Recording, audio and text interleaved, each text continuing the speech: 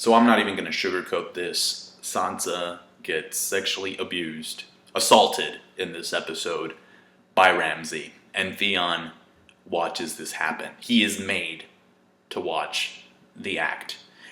And Sansa, this is her first time. So can you just imagine how traumatic this must be? I would assume that she would want to wait for someone special, to lose her virginity with.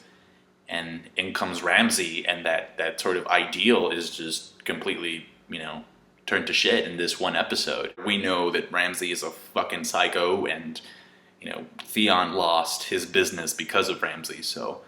But I will say that the build-up to that scene made things even worse, in a way. Does that make sense? I mean, because she looks beautiful in that dress, and, the setting for the wedding looks like something out of a fairy tale. So appearance-wise, you have something that looks like it's coming out of a dream, and then it just turns into a fucking nightmare. So it's her first time, and there's rape, and then Theon is watching her.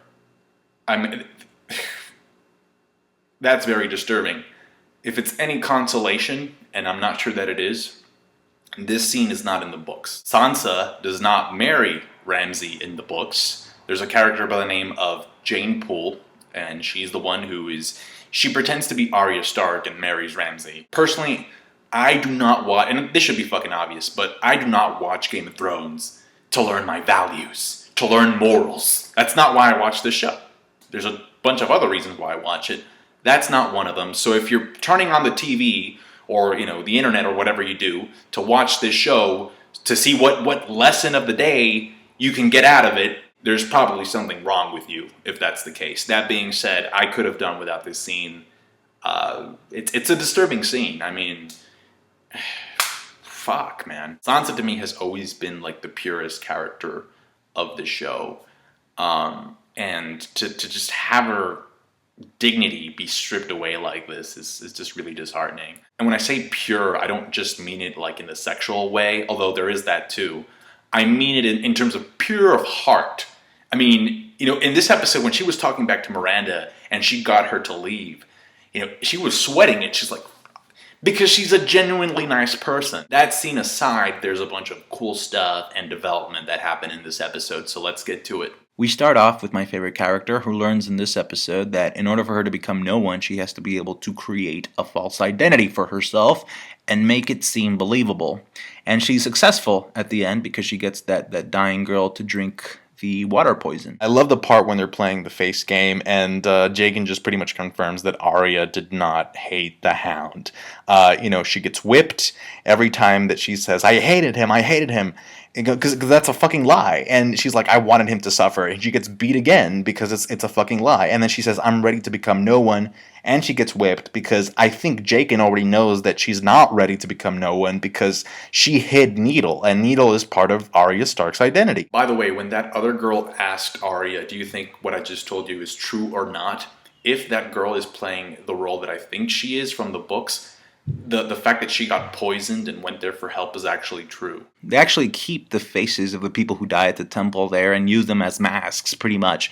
And that's the thing about becoming a faceless man. It's not about relentless and ruthless violence. It's about camouflaging yourself like a chameleon, like a ninja, and then knowing when to strike. Oh, and by the way, the music during that scene I thought was really good. Then we go to Tyrion and Jorah just keeps getting bad news. He got grayscale in the previous episode, and in this episode he finds out that his father's dead. A lot of really good character interaction from these two. Tyrion is able to save his ass from getting killed again just by talking. So they're headed over to the fighting pits that Daenerys reopened, conveniently enough, and that was the plan anyway, to go to Daenerys, so that works out in their favor. You have Tyrion making a statement about the size of what's under his pants.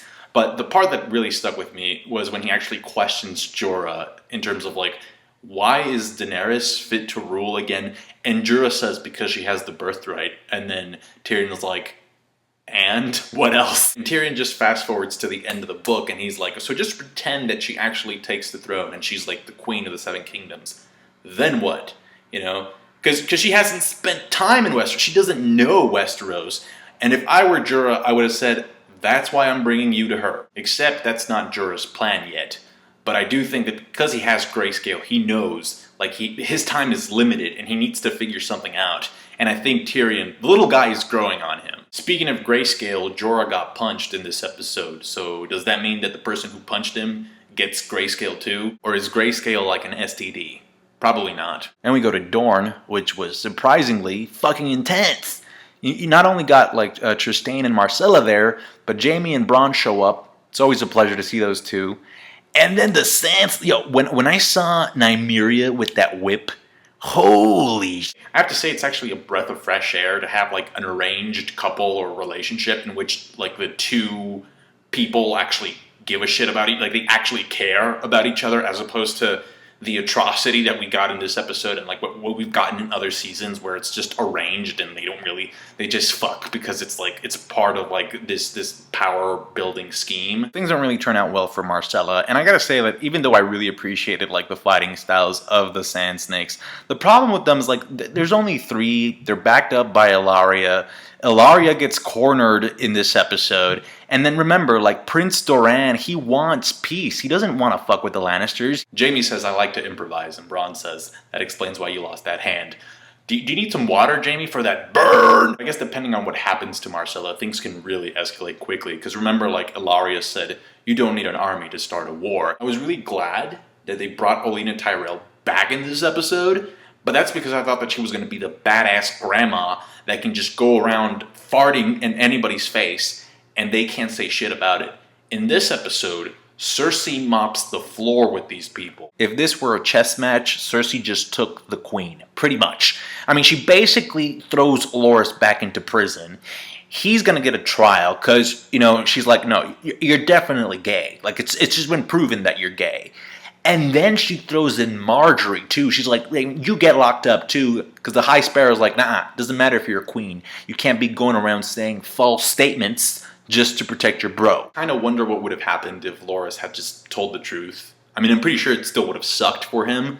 But at least Marjorie, I doubt Marjorie would have been locked up. It doesn't really matter, though. The point here is that it's not a good day to be a Tyrell. And that's why Cersei sent Lord Tyrell to Braavos to just get him the fuck away from this. It's funny, this episode, because of what Ramsay did, made me miss Joffrey. And then the thing about Olenna Tyrell saying that, I didn't like Tywin, but at least I respected him, made me miss Tywin. Does that mean I'm crazy? Last but not least, it's the fucking Littlefinger. I don't even believe him anymore. Like, what does this guy want? I mean, he left Sansa in the north to get abused, and now he's like, name me Warden of the North, have the Lannisters like fight the Boltons, or have Stannis fight the Boltons, and then just go and conquer the North, and then just give me that title, and then maybe you can use Kevin, who's in Casterly Rock, to help you out. I'm like, holy like this guy is 10 steps ahead of everybody. What the? But I still kind of like it because he's still capable of putting up a front against Cersei. Like, he even throws in a jab at her when he says, yeah, choice of companionship is a curious thing, you incestuous bitch. And I also kind of like the plan because it involves killing the Boltons. And any plan that involves killing the Boltons is good enough for me at this point. That's it for me. Thank you so much for watching. Subscribe to my channel if you haven't for more Game of Thrones reviews. Leave me a comment. Like the review if you did. I appreciate that. Thank you so much. Catch you guys later. Bye. Woo! Can't wait to see other people's reactions to this episode.